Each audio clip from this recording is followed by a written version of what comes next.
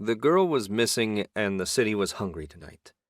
I could feel it in my bones as I walked the rain-slicked streets, the buildings looming like jagged teeth ready to chew me up and spit me out. Just another sap in a cheap suit playing at being a hero. But I wasn't just any sap. The name's John Irons, but folks around here call me Ironwood. It sounds tough, but my ma gave me that name 'cause she said my head was made of the stuff. I never could leave well enough alone. Maybe that's how I ended up a half-breed gumshoe caught between the glitter and the grime, hired to find a missing dame who had no business disappearing into the night. A high-class Seelie girl like that usually has an army of toy soldiers to keep her out of trouble.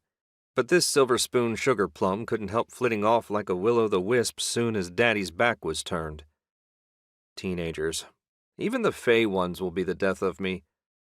Her old man was beside himself when he haunted into my office, a big-shot Seelie muckety-muck wringing his manicured hands over his lost little girl.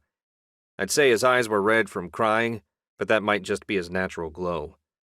Lord Tamlin Summerisle, a stuffed shirt with delusions of grandeur, thought he was the cock of the walk in the Seelie court, but now he was shriveling like a pansy in my shabby digs, begging me to scour the streets for his wayward blossom.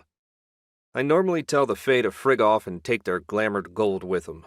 They're more trouble than they're worth, and I've got enough problems keeping my head above water in the mundane world. Being a mutt makes you everybody's favorite kicking post. Humans distrust you 'cause you're a freak, and the Fae sneer at you for being a mongrel. It's a real laugh riot.